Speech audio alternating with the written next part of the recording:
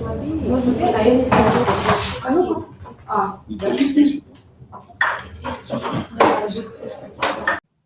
Добрый день, уважаемые коллеги.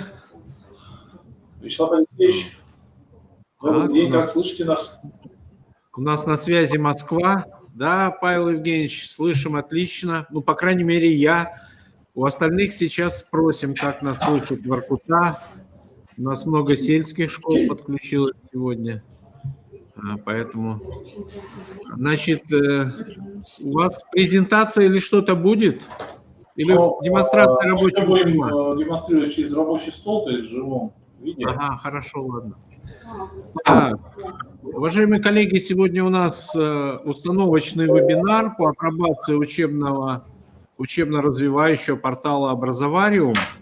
И на связи разработчики этого портала у нас, представители компании «Новый диск». Я думаю, они представятся, и я им предоставляю слово. Коллеги, если нас слышно, видно, Павел Евгеньевич, а включите тогда рабочий стол, чтобы нам увидеть правую половиночку, будет она у всех видна или нет. Можно 3 плюсика поставить, если видно, слышно, и видна правая половинка экрана, где у нас будет рабочий стол.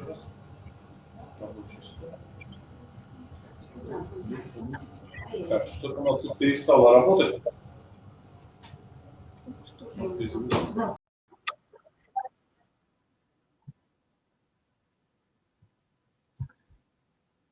Коллеги, сейчас коллеги подключатся, мы посмотрим.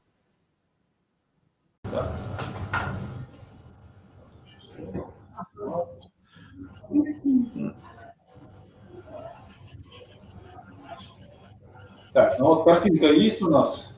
Да, нормально появился. Можно перейти на какую-то другую страничку, чтобы у нас не было вот этого дубли. Ага, вот все нормально. Значит, ну, как бы, чтобы более-менее нормально, вы можете переключиться в режим только микрофона. Коллеги вас увидели, чтобы не было сбоев, чтобы видео нам не мешало. Вчера мы так работали, потому что были какие-то сбои, что... А потом в конце мы еще раз включимся. То есть можно включить только микрофон. Коллеги, начинаем. Значит, Образовариум у нас, его ресурсы. Что это такое? В перспективе у нас есть планы включить эти ресурсы в государственную информационную систему электронное образование. Подготовительная работа проводится. Поэтому, я думаю, будет полезно и интересно всем.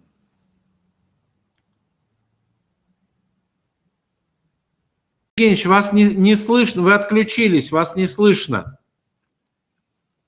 Микрофон можно включить.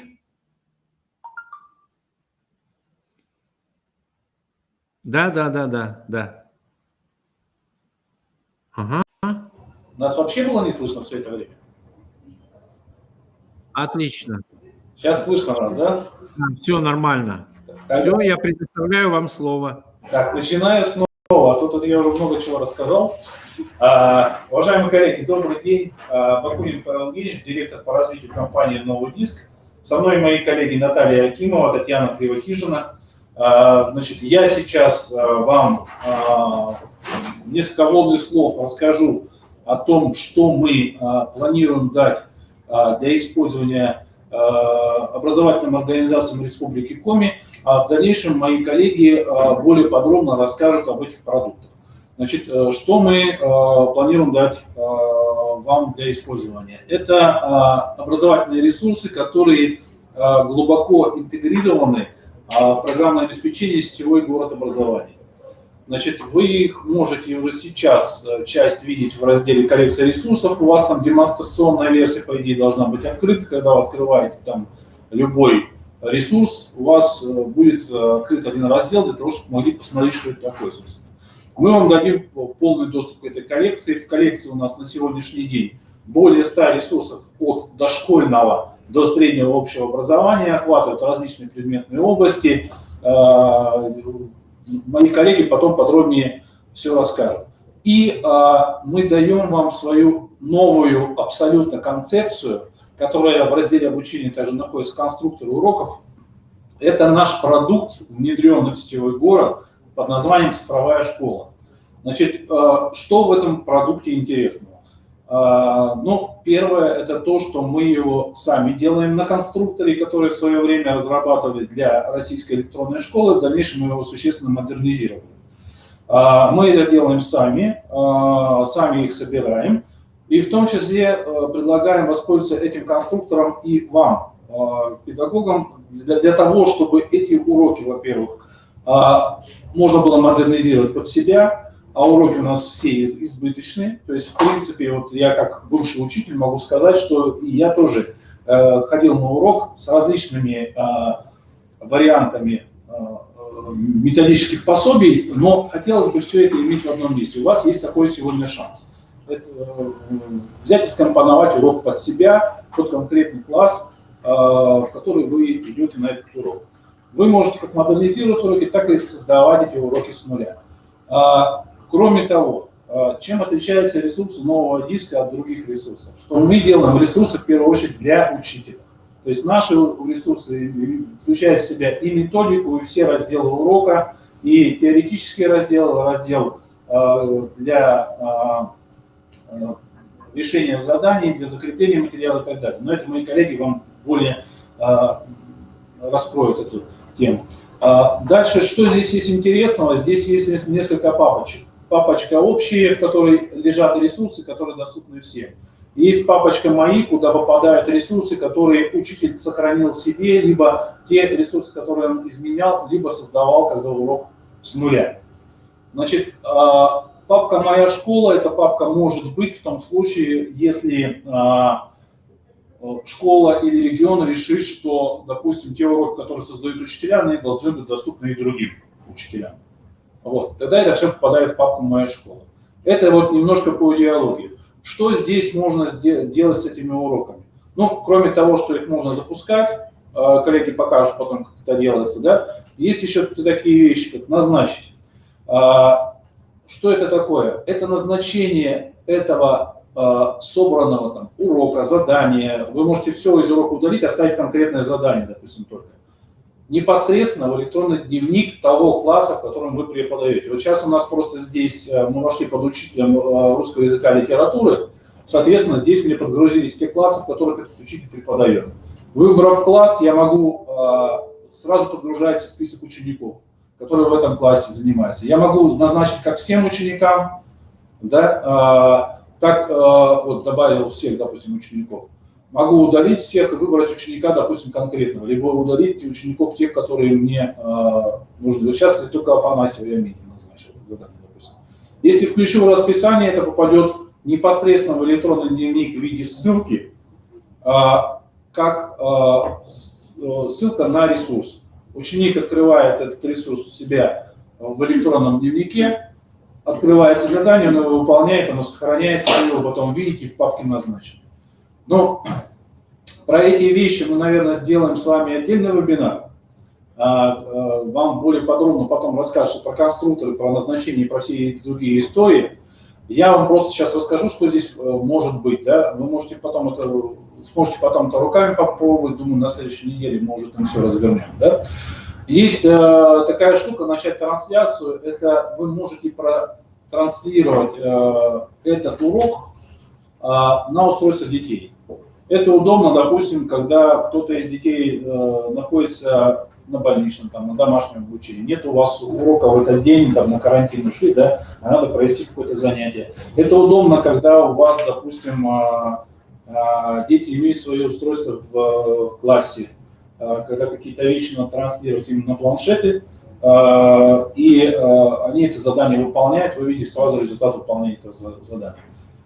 Есть возможность копировать те уроки, которые вам интересны, непосредственно в свою папку, и есть возможность изменить. Если вы нажимаете «Изменить», открывается сразу же конструктор уроков, который, в принципе, вот по опыту осваивается где-то минут за 20, за 25, там простейшие какие-то вещи. Сильно много вам тут не нужно однозначно, то есть какие-то простые вещи мы вам все на отдельном вебинаре потом расскажем.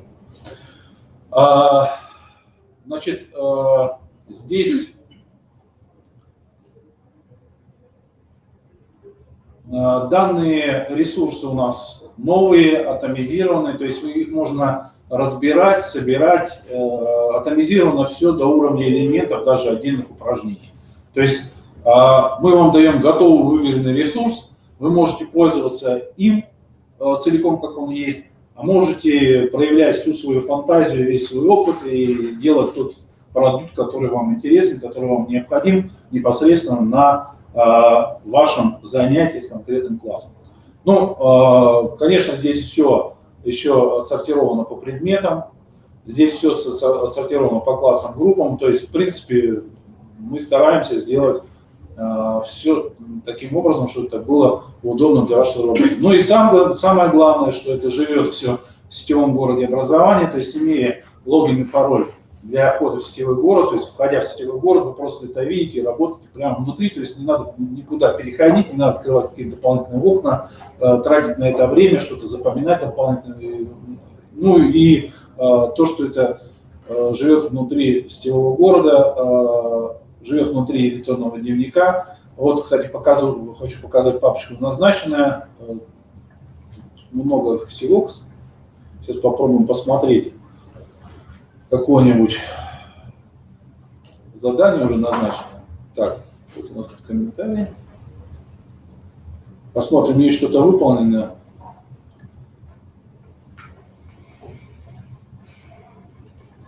Так, к сожалению, выполнено ничего не найду. То есть, когда ученик, это у нас тестовый стенд, я сразу говорю, то есть здесь отрабатываются различные сценарии уже нашими специалистами. Да, вот, допустим, выполненное задание, вы видите, да, Зубкова Дарья из всего класса выполнила половину задания на 50%, то есть, нажав сюда, мы можем посмотреть, что именно выполнял этот ученик. Так, ну, тут это какая-то тестовая история, видимо.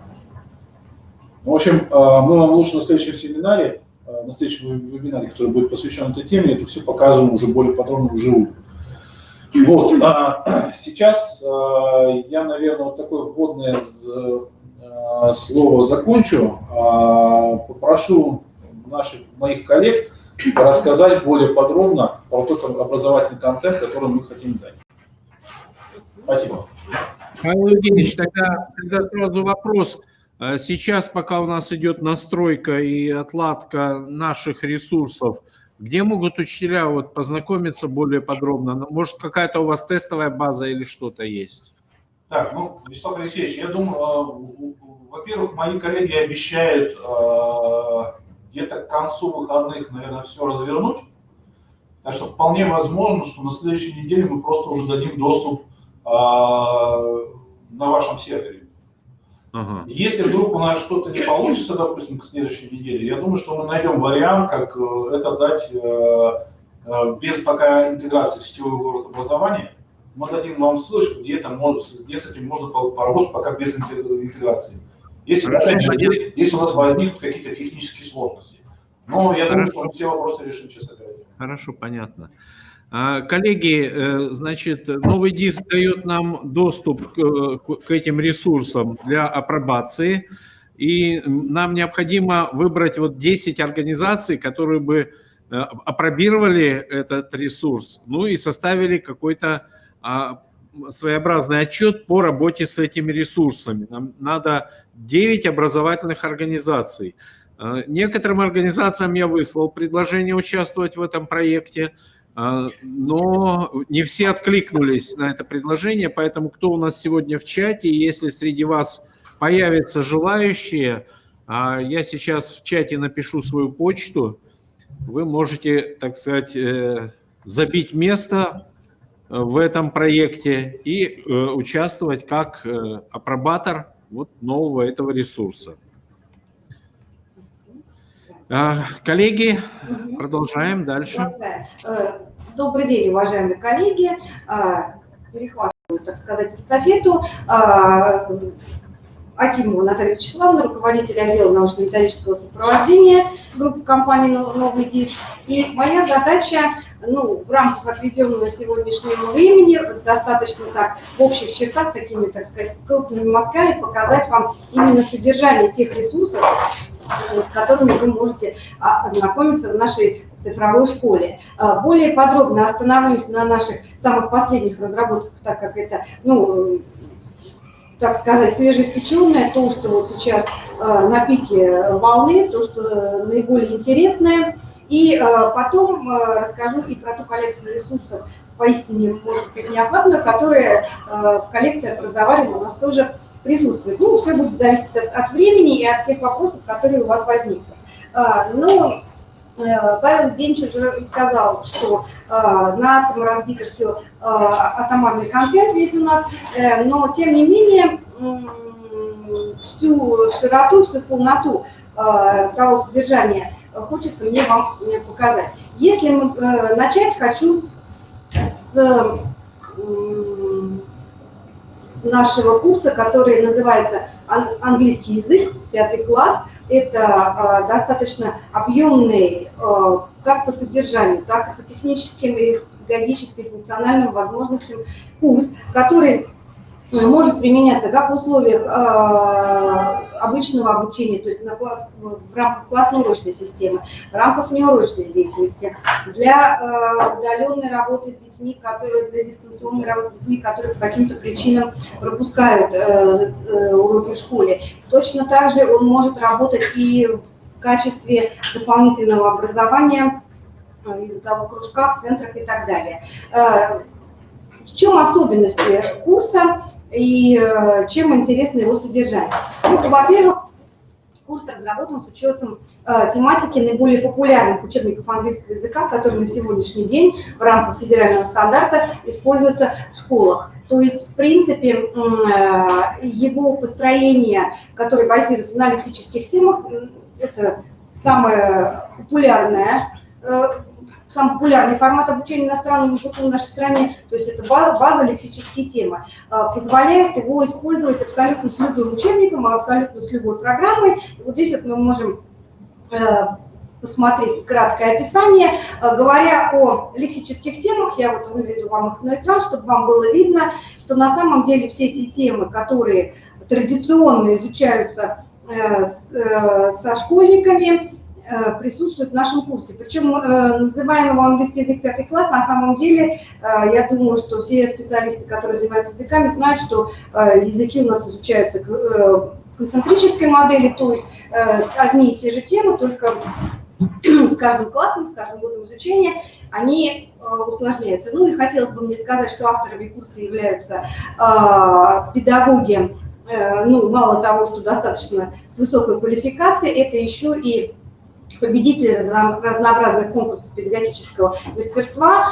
все практикующие педагоги, которые позволяют разработать курс с учетом тех требований, которые они именно как практики предъявляют к тем ресурсам, которые должны быть использоваться в школе при работе с детьми, и то, чего им, ну, вот на сегодняшний день, чего им не хватало. Поэтому курс достаточно интересный, но давайте я вам все-таки его немножко покажу. Павел Евгеньевич уже сказал, что здесь можно в этой системе при помощи фильтров выбрать любой предмет, но в данном случае мы выбираем английский язык, и на примере одной самой базовой, самой понятной для всех темы школьные предметы, и покажу, как вообще выглядит курс, из чего он состоит, какой большой объем материала вы можете в нем найти. Ну, во-первых, весь материал курса представлен и в различных разделах. Конечно, базовый раздел – это лексика.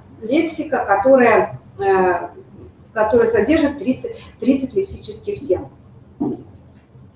Говоря про лексику, мы можем работать с различными типами материалов. Во-первых, это анимационные видеоролики, которые являются обучающими, и ролики предлагают новую лексику в 3 форматах. То есть ознакомление с новыми словами, использование новой лексики в ситуативной речи и какие-то интересные факты. Ну, давайте все по порядку. Если мы смотрим с вами ролики, то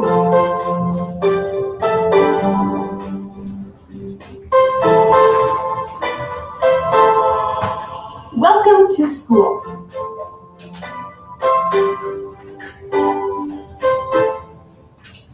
This is is a pupil, and this is his school. He likes it very much. Albert goes to school 5 days a week from Monday. Для того, чтобы комментировать, я включу звук, пускай картинка у вас пока будет на экране. Естественно, как педагог может развернуть на весь экран ролик, может в любой момент его остановить. То есть это стандартные настройки, можно убрать звук, то есть в зависимости от того, что необходимо конкретному педагогу на уроке или во время работы. Какие особенности роликов? Во-первых, во всем курсе существуют сквозные персонажи, те, с которыми происходят вот эти вот различные ситуации, которые описываются в роликах. Вторая особенность роликов – это то, что они озвучены все абсолютно носителями языка, то есть даже наши педагоги, которые разрабатывали, то есть это было как бы принципиальное требование, что язык нужно желательно все-таки изучать с носителями. Поэтому вся озвучка курса и ролики, и задания, все озвучены носителями языка. Соответственно, после просмотра роликов можно выполнять задания, которые как раз предназначены для закрепления. Опять же, I go to school 5 days a английский week. язык невозможен без постоянного проговаривания, без постоянного повторения, поэтому очень много заданий как на аудирование, так и на говорение. То есть есть задания, где необходимо что-то записать, все это работает, можно проверять, то есть я вам сейчас не буду демонстрировать, но достаточно много, да, то есть по данному ролику. Плюс еще есть и возможность записи речи. What's this? It's a timetable. Ну, попробуем. It's a timetable. Давайте попробуем посмотреть. Ну, примерно, да, что-то у нас там получилось. И, в принципе, можно проверить, и мы видим, что программа распознала мое произношение как правильное.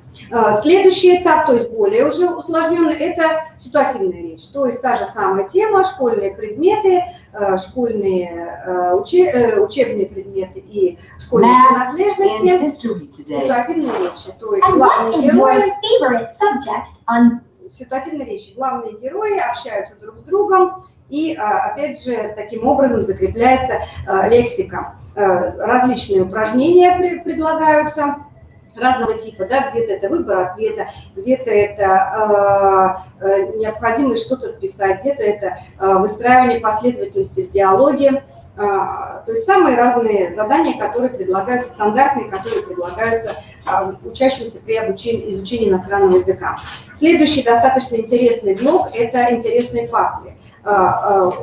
Достаточно много здесь в данном разделе представлено обучающих роликов, которые дают сравнение американского и британского английского. То есть на самом деле это тоже сейчас достаточно актуально, это интересно, и на это очень мало в принципе обращается у нас внимание, поэтому такие сравнительные ролики, которые могут заинтересовать школьников, здесь у нас представлены по каждой теме. Либо это могут быть какие-то интересные факты про традиции, либо это могут быть какие-то интересные факты про культуру, про питание, про праздники. То есть в зависимости, опять же, от той темы, которая изучается. Ну и здесь есть вот такой вот текст, который можно тоже прочитать. То есть не обязательно смотреть ролик, можно его прочитать, поработать с какими-то словами. То есть, опять же, зависит от того, что необходимо. Ну и, естественно, после каждого ролика определенное количество упражнений для закрепления. В каждой теме представлен словарь озвученный. То есть мы не только читаем и смотрим транскрипцию, но мы можем послушать правильное произношение. Ну и, соответственно, на данную же тему два варианта тестового задания для контроля знаний. Это вот такой достаточно большой блок, который, прошу прощения, раздел лексика. Не менее важный раздел – это раздел грамматика. В нем в курсе представлено 27 тем. Опять же, в каждой теме есть обучающий ролик. Ролики здесь выполнены в виде грамматических сказок, в которых есть главные герои. Это король Туби, его дочери М из А и другие волшебные помощники, артикли, спецагенты и другие интересные персонажи, которые так или иначе связаны с грамматикой английского языка. Почему выбрали сказки? Ну, все-таки говоря о том, что это начало изучения английского языка, ну, 5 класс, это все-таки не 11, мы говорим о том, что, ну, грамматика всегда является самой нудной частью в любом языке. Гораздо интереснее даже там какую-то лексику изучать ситуативное общение, но заучивать и понимать, когда какой артикль употребляется, это, конечно, всегда достаточно скучно. И, в принципе, задействуя различные каналы, в том числе визуальные, мы расширяем возможности изучения и делаем это, ну, такой серьезной теме и немножко скучной, более интересно. Опять же, после ролика предлагаются различные упражнения на закрепление той информации, которую мы изучали. Кроме того, по каждой грамматической теме есть вот такой вот плакатик, который можно вывести на экран, можно распечатать, то есть в зависимости, опять же, от того, что необходимо. Ну и здесь вот в данной теме 2 блока грамматических, и, соответственно, связаны с артиклями, есть глагол to be, соответственно, к ним есть ролики, задания и плакаты. И в конце этого грамматического блока, естественно, какая-то игра, которая носит тренировочный характер и позволяет закрепить навыки, да, то есть красным и зеленым цветом отображается у нас правильный и неправильный ответ, внизу отображается количество ответов, которые были даны на вопрос, ну и так далее, я думаю, понятно. Ну и плюс еще, опять же, несколько вариантов упражнений. Вот такого плана есть упражнения, где необходимо выбрать ответ из выпадающего списка. Все это можно проверить, посмотреть. 2 таких вот больших блока. Лексика и грамматика. Повторюсь, очень много здесь информации. То есть в разделе лексика 30 тем, в каждой 3 ролика, упражнения разного типа на чтение, письмо, аудирование, говорение, игровые тренажеры. Точно так же в грамматике 27 тем, где есть обучающий ролик, таблицы, плакаты с теорией и задания, игровые упражнения. Но это такой достаточно, он очень объемный, много всего интересного, но это то, что, в принципе, лежит на поверхности. Это мало кто делает, но как бы это ожидаемо. Что еще есть в нашем курсе? Кроме вот этих больших обширных блоков. Во-первых, есть еще в каждой теме такое мотивационное задание, которое может использоваться в начале урока для того, чтобы как-то замотивировать, чтобы понять вообще, какая тема будет изучаться. Это тоже есть в каждом задании. В принципе, ее можно использовать, можно не использовать, в зависимости, опять же, от потребностей педагога и уровня знаний детей. Кроме того, есть конструкторские среды 3 видов: конструирование веб-квестов, создание комиксов и создание майнкарт. Покажу, как создаются комиксы. Вот такая вот среда, в которой можно, все достаточно понятно, дети могут абсолютно самостоятельно работать. То есть это такая возможность для организации проектной деятельности, для организации какой-то внеурочной работы. Плюс это возможность таким образом проверить знания детей, то есть одна из форм контроля создания своего творческого проекта тоже может использоваться при помощи этой конструкторской среды. Мы выбираем локацию, можем придумать название,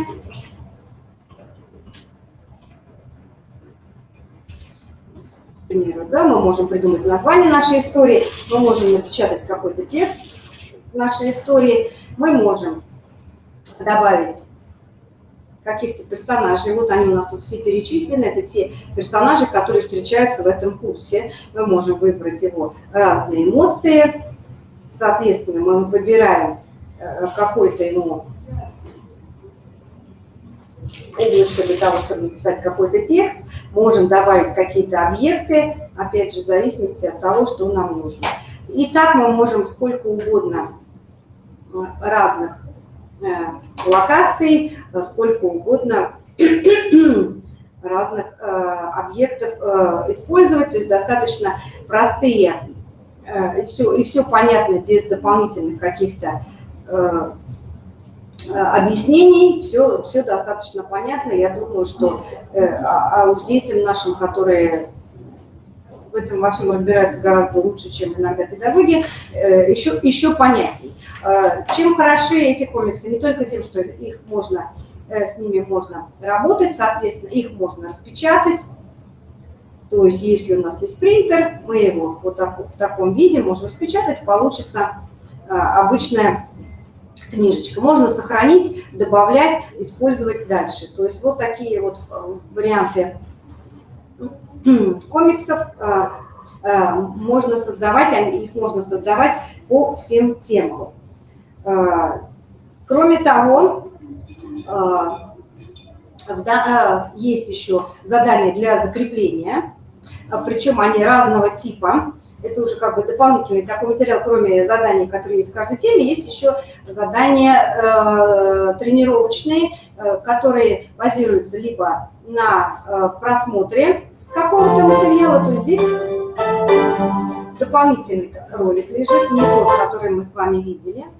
То есть здесь именно какая-то ситуация дается, мы ее смотрим и слушаем, и потом отвечаем на вопросы исключительно по той ситуации, которую мы просмотрели в ролике. То есть, опять же, навыки аудирования, навыки говорения, все здесь у нас тренируются, и понимание того, что мы видим тоже. Но здесь как-то добавляется еще визуальный контакт. Есть задания более сложные, когда необходимо только работает аудирование, то есть данные какие-то.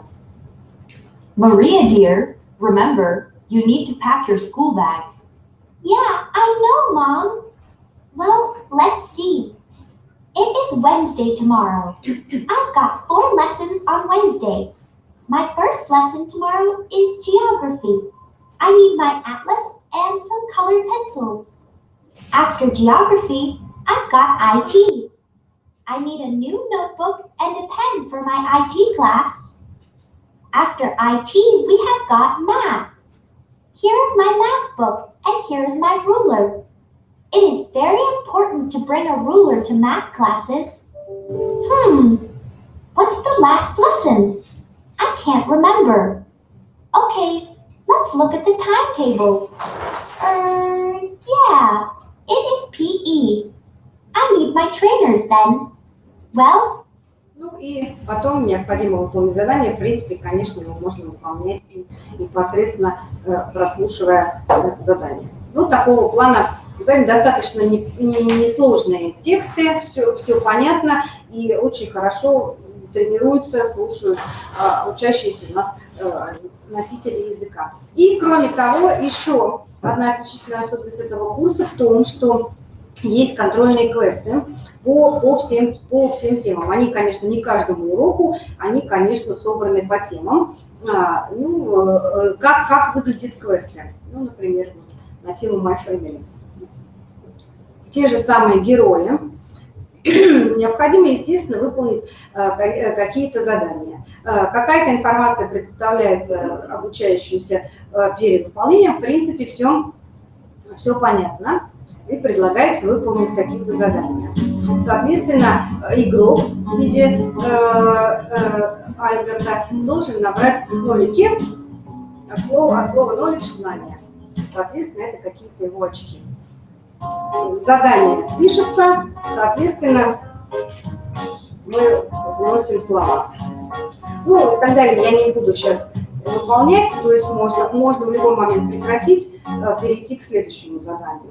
Соответственно, тут прописывается, что мы с вами заработали, и куда следующий шаг тоже становится понятным, когда мы прослушаем, соответственно,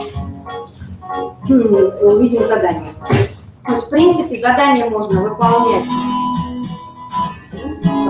Соответственно, мы выбираем Alice.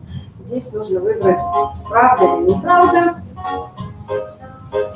Следующее задание касается уже варика. Да? Здесь необходимо скомпоновать диалог. Вы видите, что все задания самые разные, но тем не менее они все равно тренируют, упражняют те умения, которые необходимо закрепить именно в данном конкретном уроке. Ну и, соответственно, 10 очков мы набрали, что, конечно, не совсем хорошо. Но несколько уровней, и можно переходить к следующему квесту. Но я думаю, что мы с вами примерно понимаем, как выглядит этот курс. То есть еще раз хочу повториться, что это очень большой такой блок, в котором очень много всего интересного. И если мы с вами выходим вот в коллекцию образовариума, да, то мы видим вот так отдельные уроки по отдельным лексическим темам, если мы говорим про английский язык. Коллеги, как нам удобнее работать? Я думаю, что я, наверное, про все продукты расскажу, про какие хочу рассказать, а потом вы сможете задать вопросы. Потому что, в принципе, у нас сейчас с вами такое ознакомительное общение. Так работаем?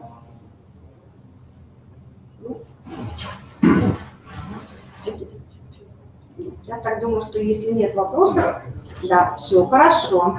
Тогда мы продолжаем работать. Следующий такой большой курс, про который я вам хочу рассказать, называется «Информатика. Начальный курс». Этот курс, который разработан для первых 3 лет изучения информатики в школе. И так как у нас есть некоторый рассинхрон в программах, то есть где-то информатика изучается уже со 2 класса, где-то она изучается только с 5 класса, мы его и называем начальный курс. То есть он может использоваться как со 2 класса, так и с 5 класса. И в принципе, отдельные модули могут даже использоваться в дошкольных образовательных организациях, как такая пропедевтика изучения информации, потому что какие-то вещи здесь вполне себе понятны даже детям старшего дошкольного возраста. Что хотелось бы мне про этот курс сказать в общем и целом? Сейчас я тоже немножечко вам про курс расскажу. Так, помните? Информация непосредственно в самом курсе. То есть этот курс, который разработан тоже по основным базовым темам, он имеет модульную структуру и охватывает, каждый модуль раскрывает тематическую какую-то линию предмета. То есть, и это в общем и целом обеспечивает мало того, что преемственность изучения информатики на различных уровнях образования, эта же модульная структура позволяет его адаптировать, подстроить под любую программу, с которой работает образовательное учреждение, ну и оставляет простор для некоторой такой вариативности и свободы при организации обучения. Вы видите тоже, что всего в курсе 5 больших модулей. В каждом модуле есть разделы, соответственно, всего 14 разделов, и в каждом разделе еще есть и темы, всего тем 63. И что же входит в каждую тему, сейчас вам тоже буду подробно рассказывать.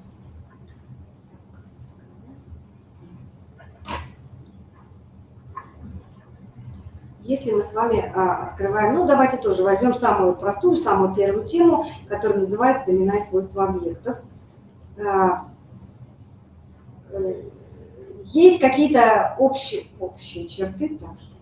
Имена и свойства объектов. Общие черты наших курсов, то есть вы, наверное, увидите, но в зависимости от специфики предмета, конечно, они немножко выглядят по-другому. То есть, говоря опять же о том, что это начальный курс, мы считаем необходимым использовать какие-то вот обучающие видео, обучающие ролики. В данном случае здесь представлены тоже по каждой теме, представлено обучающее видео, которое рассказывает непосредственно о том, что мы изучаем в данной теме. Давайте я запущу.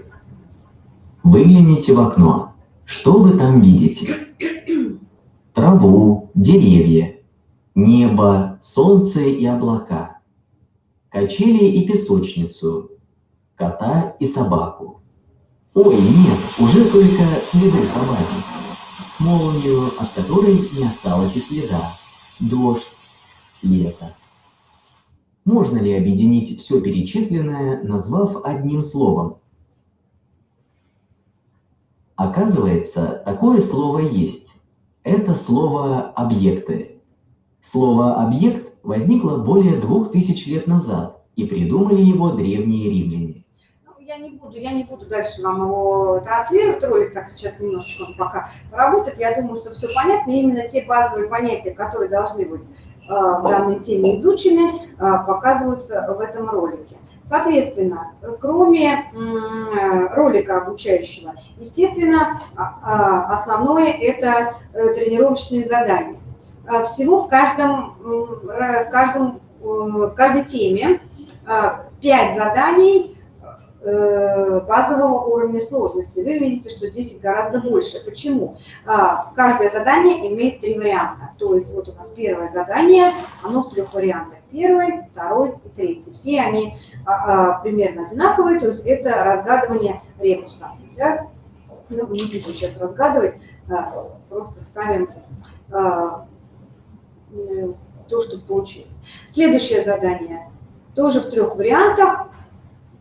Базовый уровень сложности, повторю, да, то есть здесь там было вписывание, здесь мы выбираем из списка подходящее слово, да, соответственно, тоже 3 упражнения подобные.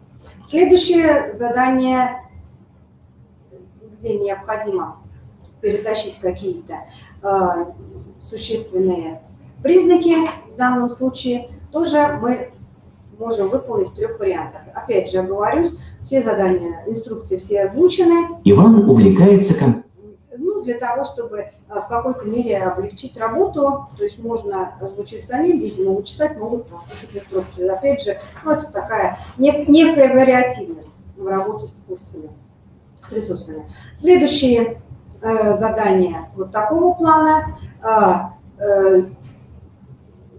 Так или иначе стараемся проводить какую-то метапредметность, связь с какими-то другими предметами, особенно если мы говорим про начальную школу, то есть здесь и литературное чтение, какие-то математические, понятно, какие-то понятия здесь будут рассматриваться, и русский язык, окружающий мир, то есть все, что возможно, целостную картину мира тоже формируем. Соответственно, и 5-е задание, тоже базового уровня сложности, уже когда необходимо выделить на картинке различные объекты, которые обладают общим свойством.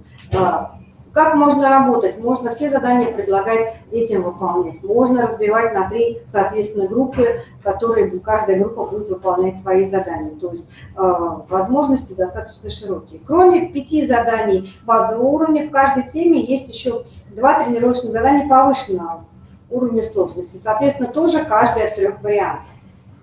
То есть вот такого параметра, такого вида задания, когда необходимо выбрать месяц рождения.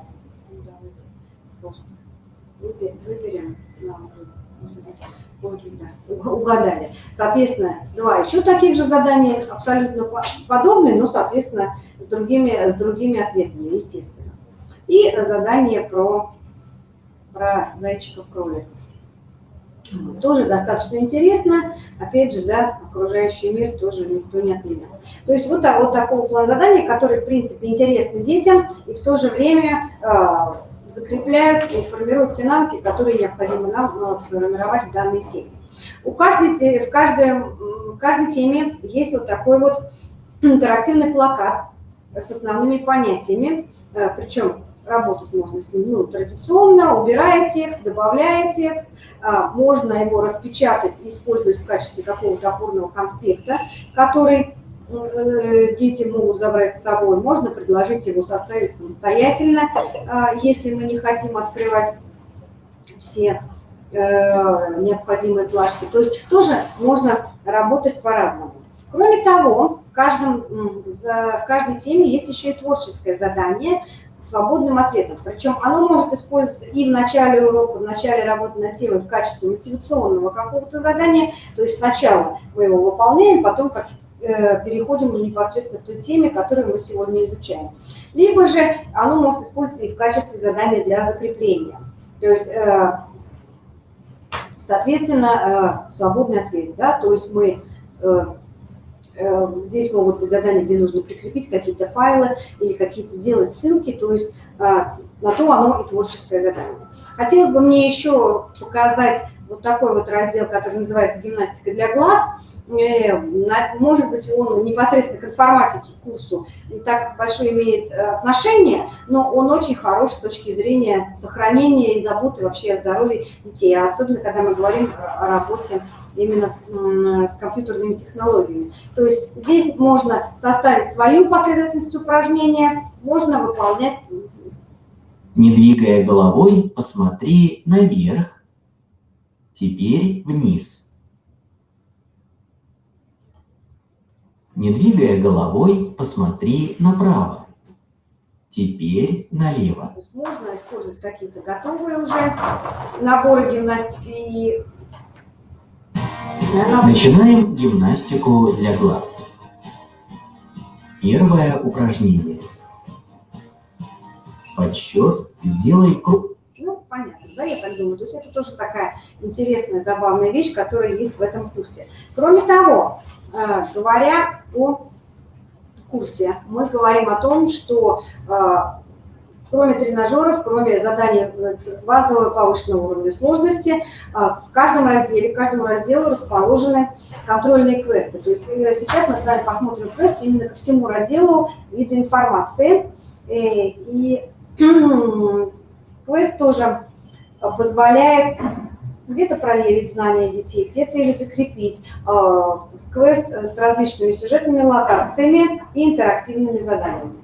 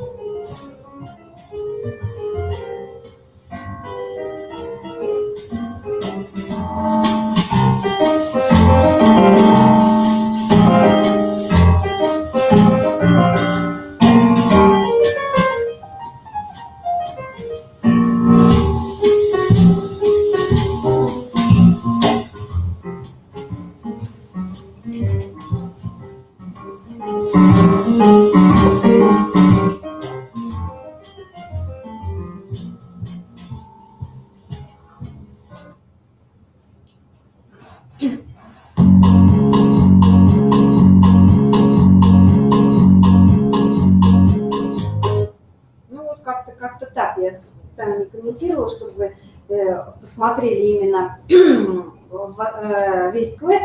Естественно, там не думали о том, как его выполняем, но в принципе его можно выполнять и в условиях фронтальной работы, то есть либо в условиях подгрупповой какой-то работы, когда шаг за шагом учащийся выполняет какие-то задания. В принципе, он может быть и сугубо индивидуальным, потому что идет подсчет баллов, и в принципе это может быть таким вариантом контрольной работы. Повторюсь, контрольные квесты сделаны каждому разделу, то есть их всего 14. И кроме того, еще как бы такая перспектива разработки данного курса по информатике – это творческая среда визуального программирования, в которой можно будет работать с алгоритмическими конструкторами и осваивать первоначальные навыки программирования в игровой среде. Будет всего 15 лабораторий, в каждой по 15 задач 3 уровней сложности. А также будет библиотека шаблонов, инструментов, которые смогут помочь реализовать творческие, все идеи творческие, и в то же время, опять же, закрепить полученные навыки.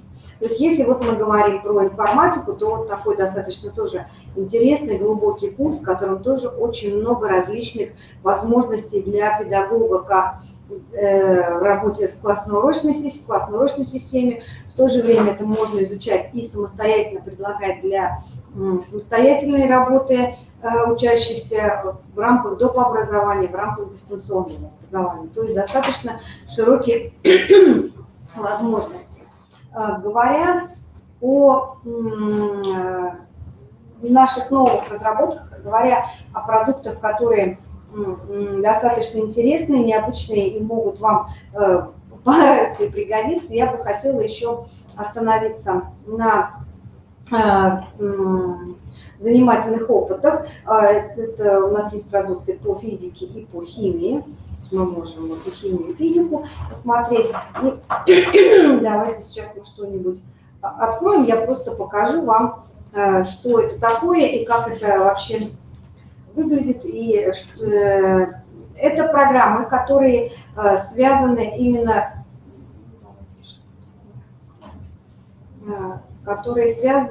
с тем, с той проблемой, которую вы тоже, наверное, как педагоги практики можете все назвать. Это, к сожалению, очень часто падение интереса именно к естественно-научным предметам, в частности, к физике, к химии, потому что, понятно, в современном детям всем очень хорошо понятно, для чего нужна информатика. В принципе, понятно, для чего нужен английский язык, но не всегда понятно, для чего нужна химия и физика, то есть именно падение интереса к этим предметам. И эти программы именно созданы для того, чтобы именно замотивировать школьников на изучение данных предметов. Чем же они интересны? Ну, во-первых, в каждом опыте, физическом либо химическом, основное это, конечно, непосредственно сам опыт. Я звук отключу, чтобы я могла комментировать. То есть эти опыты все проводятся вживую. Это видеосъемка при использовании того оборудования, которое может быть используется при соблюдении всех норм и правил безопасности. И с помощью этих программ ученики могут по-новому взглянуть именно на экспериментальную часть изучения данных предметов и понять, что физика и химия – это, в принципе, важные, интересные науки.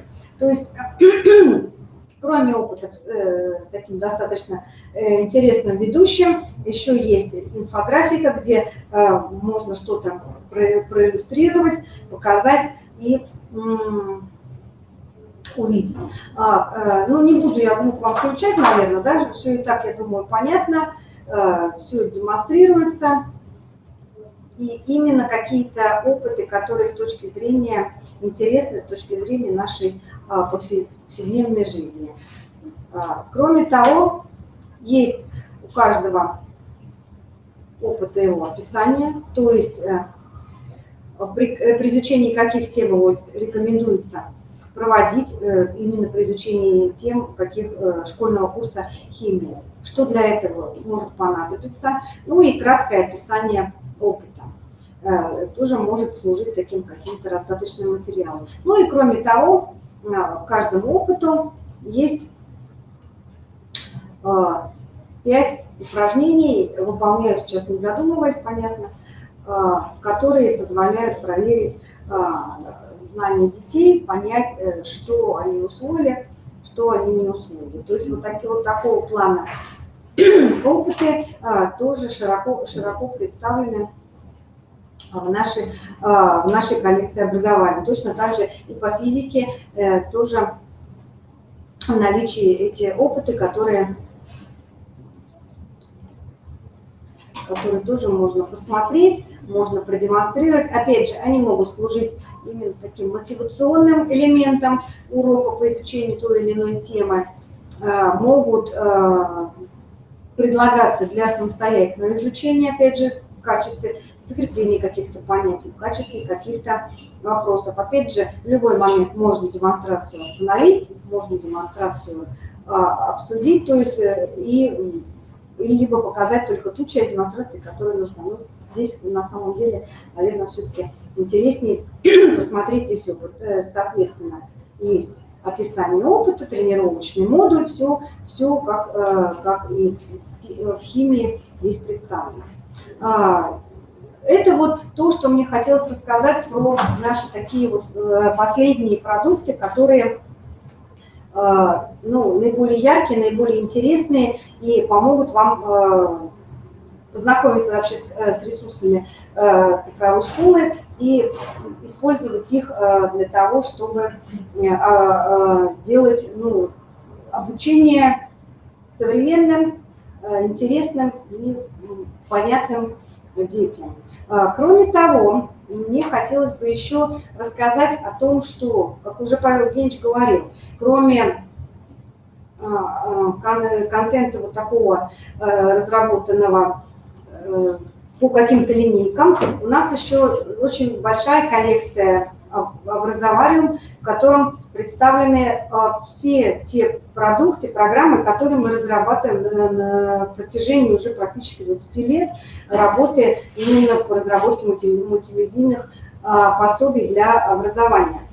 Хочу уточнить, как у нас со временем, есть ли у нас время и сколько его есть, чтобы понять, прошу прощения, понять, насколько подробно мне рассказывать про коллекцию образования, потому что продуктов там очень много, если про каждый буду рассказывать точно, еще очень долго будем.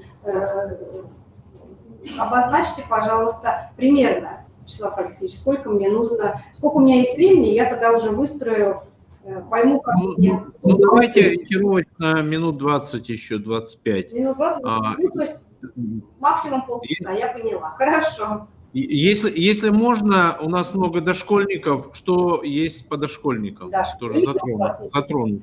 Да, то есть дошкольники тоже сегодня есть. Но я могу, конечно, повторить про рыбоборика, если есть такая. Ну, по рыбоборику уже не надо. Мы выложим вчерашний вебинар, и они уже самостоятельно познакомятся. Ссылочку я сейчас в чате им написал на рыбоборик. Хорошо, тогда давайте я начну с того, что есть для дошколки, а дальше мы уже посмотрим. Да, что есть в образовании для дошкольников. Я поняла. То есть вот мы с вами сейчас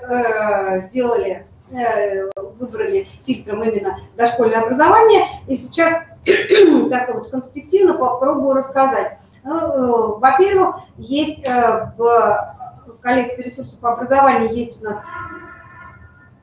интерактивные конструкторские среды, в которых можно работать, например, серия программ «Фантазеры», в которых включено 5 основных мастерских, в которых дети могут работать в условном пространстве чистого листа, взаимодействуя с различными объектами. Это могут быть объекты природные, это могут быть элементы, геометрические фигуры, это могут быть элементы какие-то цветочные, это могут быть элементы, которые связаны с народными промыслами. Достаточно подробно могу рассказывать и долго, но хотелось бы сказать, что основная концепция данного продукта – это именно соотнесение того, что дети могут делать руками, с тем, что они могут делать в компьютерной среде. И возможность переноса как из компьютерной среды в реальную жизнь, так и из реальной жизни в компьютерную среду. Да? Ну, например, вот сейчас я достаточно быстро на ваших глазах сделала такую вот модель поделки из природного материала, да, которую можно распечатать, которую можно использовать, с которой можно работать. Кроме того, здесь достаточно интересная возможность. Это не рисовалка, это программа именно для формирования именно творческих каких-то навыков и в то же время закрепления каких-то основных понятий. То есть здесь можно предлагать детям задания, которые работают по типу танграмм сделанные. Можно предлагать задания по типу Колумбового яйца.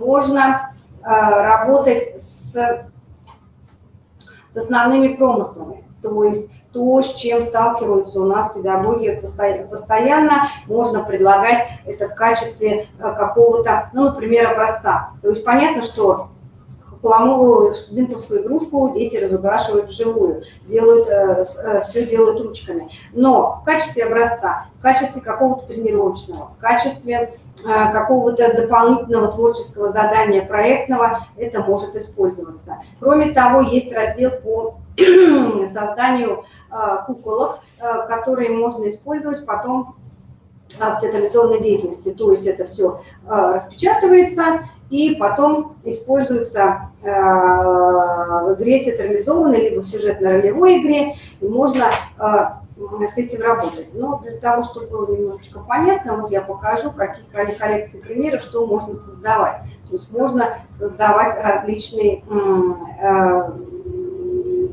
поделки для театра из бумаги. Все это можно распечатывать, все это можно выдавать детям. Очень часто данные программы этой серии используются педагогами для того, чтобы создавать свои какие-то пособия, то есть они какие-то дидактические игры создают, и дошкольники с этим работают. Кроме конструкторских сред, еще у нас есть программы, которые, например, «Страна буквария», которые относятся к наглядно-дидактическим пособиям, которые призваны визуализировать образовательный процесс. Например, программа «Буквария» – это азбука, это путешествие ребенка в страну, в которой живут разные буквы, и у каждой буквы есть своя собственная страничка, в которую включены различные модули, представление буквы. Найди и... Кроме того, есть блок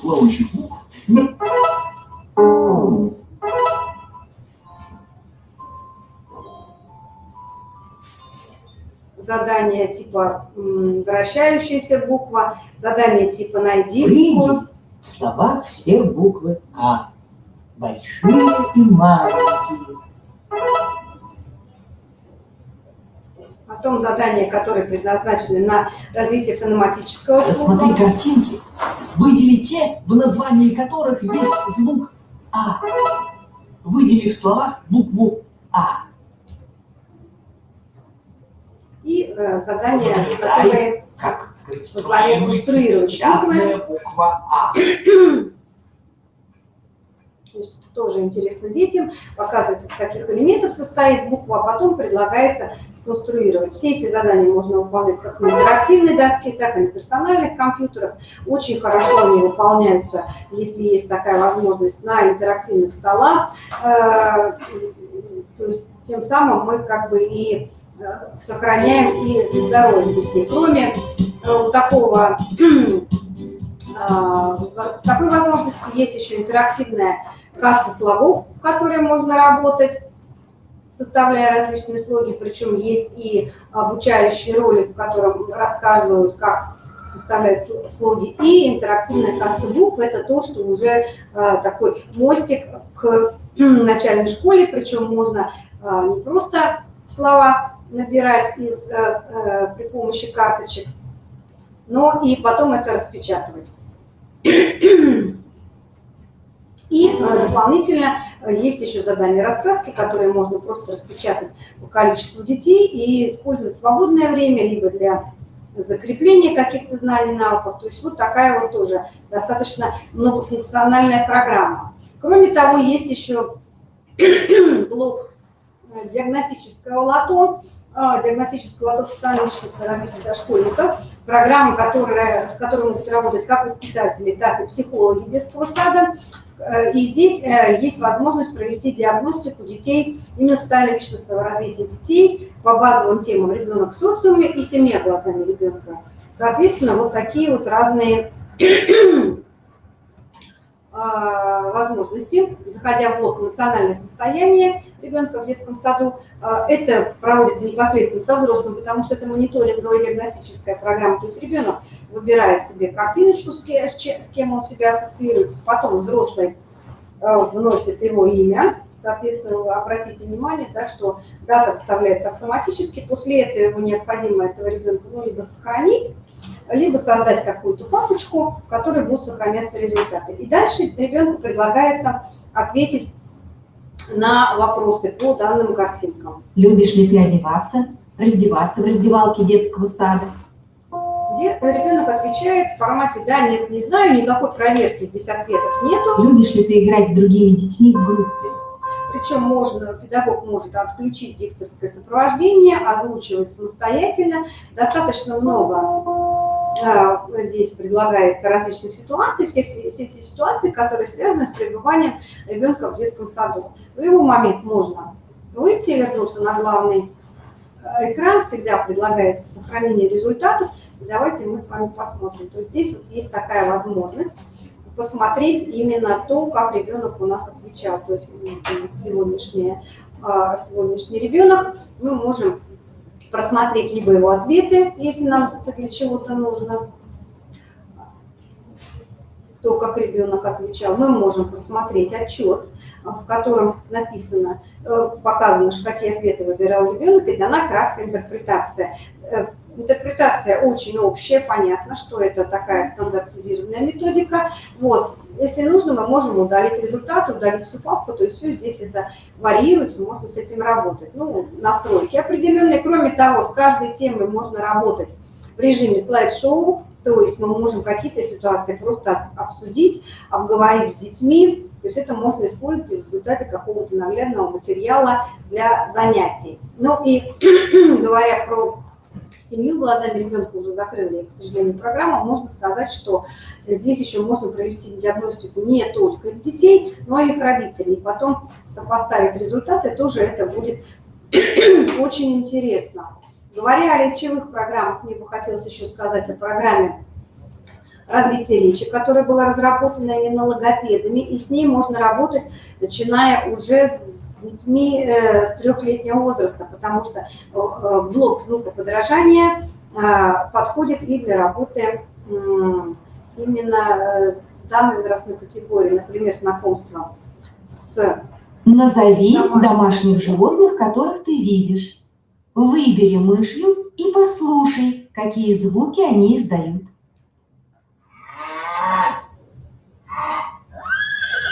Ну и так далее. Точно так же и с птичками, то есть это можно использовать и для работы с детьми. Следующий блок – речевые звуки, когда представлено очень много дидактических игр именно на звуковку, причем могут быть задания, где необходимо услышать какие-то звуки изолированно, звуки в слогах, звуки в словах.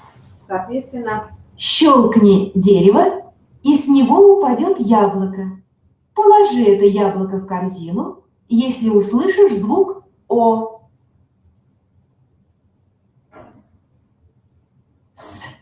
Ну, соответственно, понятно, да?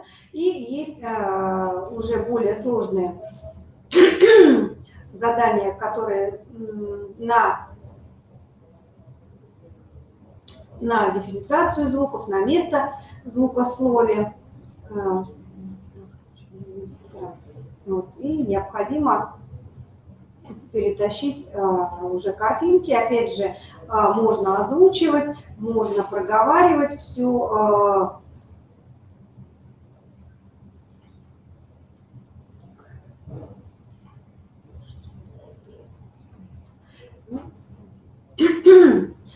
соответственно, следующий блок – это развитие связанной речи, причем блок назван развитие связанной речи, здесь еще и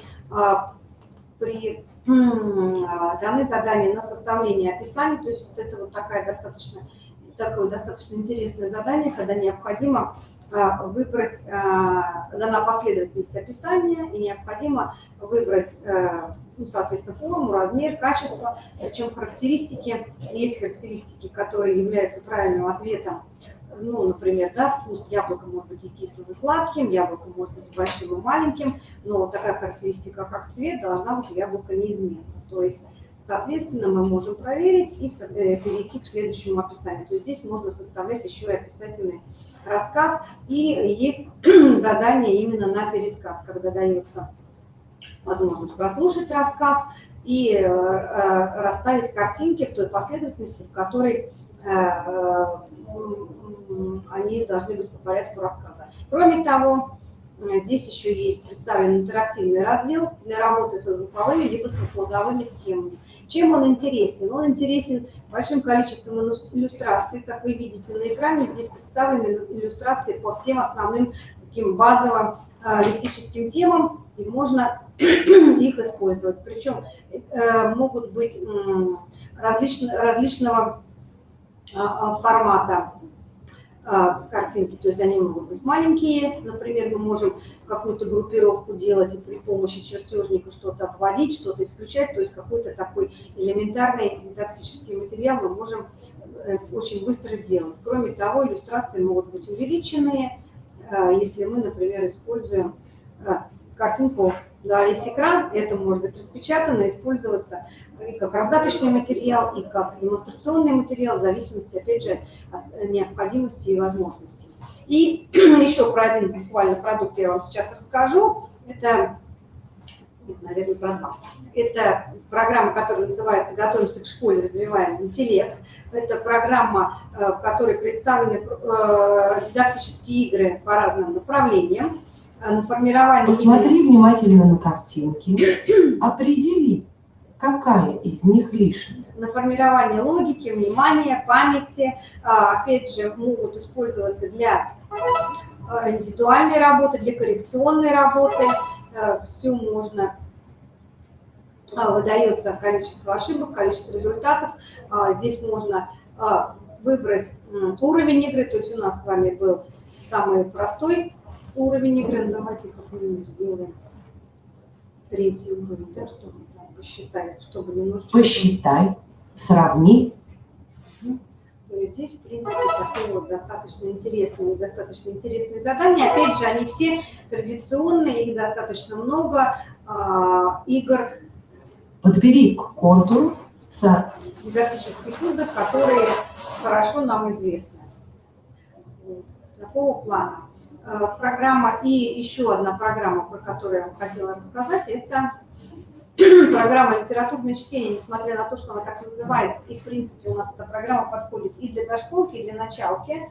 Хочу просто вам показать, как она выглядит, чтобы было понятно, что ее можно использовать и с детьми старшего дошкольного и даже и младшего дошкольного возраста. Различные разделы. Ну, вот здесь вот у меня, так как это демо-версия, активен один раздел, есть авторские сказки, басни, рассказы, русские народные сказки. Как выглядит каждое произведение? Два модуля. Модуль изучения и модуль выполнения заданий. Модуль изучения. Мы можем с вами посмотреть иллюстрации, соответственно, сопровождая рассказыванием или чтением произведения педагога. Мы можем включить чтение произведения диктора. Жила-была на свете лягушка-квакушка. Сидела она в болоте, ловила комаров да мошку, весною громко квакала вместе со своим. Внизу находится кадровая лента, и можно переключать покадрово с той скоростью, с которой вам необходимо. Можно включать тот кадр, который вам нужен, например. Кроме того, если мы говорим про читающих детей или про начальную школу, мы можем добавить текст. Если мы говорим про начальную школу, мы можем убрать картинку, оставить только текст и, например, работать с текстом. То есть достаточно много различных возможностей использования данной программы. В модуле задания предлагается задание на формирование навыков пересказа. Перед тобой картинки из сказки. Вспомни, что было сначала, а что потом, и составь из картинок сказку. Выбери нужную картинку. Если ответ правильный, то картинка появится на ленте внизу экрана. Соответственно, вы видите, да, что картинки все время изменяются, перемещаются. Если есть реакция на действие ребенка, то есть если правильно, то солнышко, если неправильно, то тучка, и необходимо выполнить, да, задание.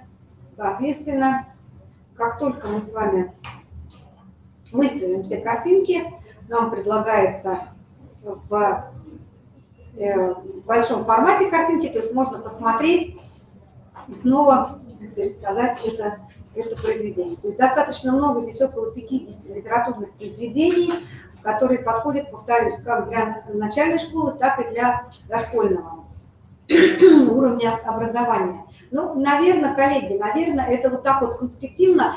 Если мы говорим про среднюю школу, начальную школу, если мы говорим про коллекцию ресурсов образования, то очень много различных продуктов у нас здесь лежит в этой коллекции. То есть они различны по своим типам. То есть это могут быть интерактивные плакаты, которые содержат очень большое количество различных интерактивного материала, схемы, анимации, 3D-модели, справочные материалы, таблицы, биографии, задания и тесты. Есть электронные плакаты и тесты, которые разработаны по всем школьным предметам, по всем классам. Это меньше там интерактивности, но зато закрыты все темы школьные, их можно использовать для максимальной визуализации образования. Есть виртуальные лабораторные работы для физики, в которых даны 11 лабораторок, с 7 по 9 класс курс физики базовыми темами закрывается, где реальное оборудование, с которым, ну, реально виртуально, естественно, с которым можно работать. Опять же, если интересно, все мы это можем посмотреть. Есть интерактивные наглядные пособия, которые выполнены тоже в таком виде интерактивных плакатов, где можно рассматривать различные объекты, явления, выполнять задания и использовать какие-то игры. Есть интерактивные творческие задания по предметам естественно-научного цикла физика, биология, химия, которые предназначены больше для индивидуальной самостоятельной работы детей по закреплению навыков, по организации проектной деятельности, то есть вот такого плана. Но это вот так вот, если очень конспективно, я вам постаралась описать все то, что есть у нас в коллекции образования. Естественно, конечно, по каждому продукту практически можно проводить подробный вебинар, подробное обучение. Я так думаю, что, опять же, в контексте работы уже вашей мы по запросу сможем с любыми программами вас познакомить, если будет необходимо. Ну, наверное, вот так вот. Если есть у вас какие-то вопросы... Да, спасибо большое. Я думаю, когда мы начнем немножко, когда у нас появятся эти ресурсы уже в нашей системе, может быть, мы проведем вебинары там отдельно для учителей математики, учителей отдельных предметов, когда уже ресурсы будут видны. Попробуем разбираться. Вопрос был такой, значит, у нас это будет в системе ГИСО, Павел Евгеньевич обещал, а вопрос задают... Некоторые родители спрашивают, вот у меня дочка работает воспитателем в Йошкар-Оле, как она может воспользоваться этими ресурсами? В частности, дошкольников. То есть на вашем сайте это платные ресурсы или как? Вот? Значит, ресурсы у нас на самом деле, конечно, платные. Демо-версии можем предоставить на какое-то время. То есть просто надо ей обратиться к нашей компании. Зайти на сайт по электронной почте, на электронную почту написать, адрес электронной почты на сайте есть. А вот эти ресурсы на сайте по адресу, я, по-моему, написал сейчас в чате, obr.nd.ru. Да, они в демо-версии все есть. То есть там ресурсы представлены, их можно посмотреть.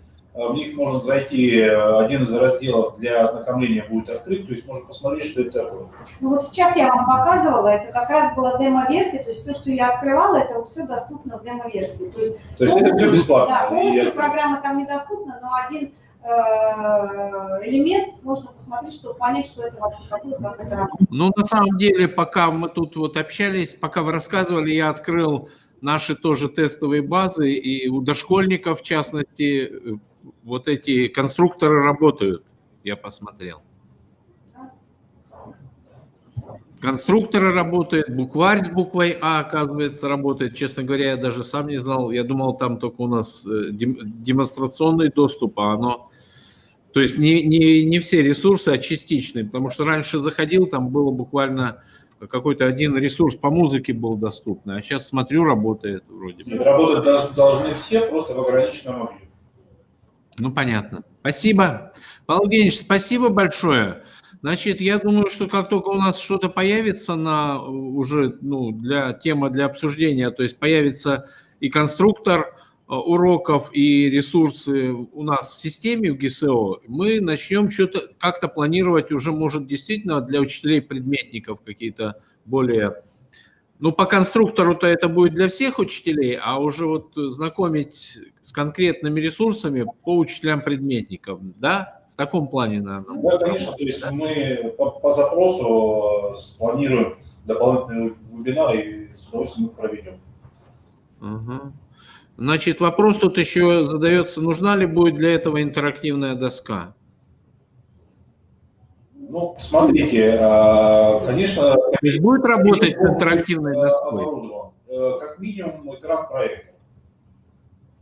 Как минимум управление тогда с компьютера. Лучше, конечно, если есть интерактивная доска или интерактивный проектор, то есть любое интерактивное оборудование.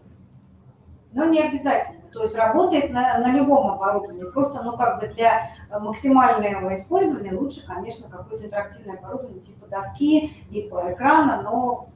Ну, правильно, если компьютер связан с интерактивной доской, то будет работать на интерактивной доске этот ресурс, я так понимаю. Да, конечно. Ну да, сейчас есть уже доски, которые со встроенным компьютером. То есть не обязательно.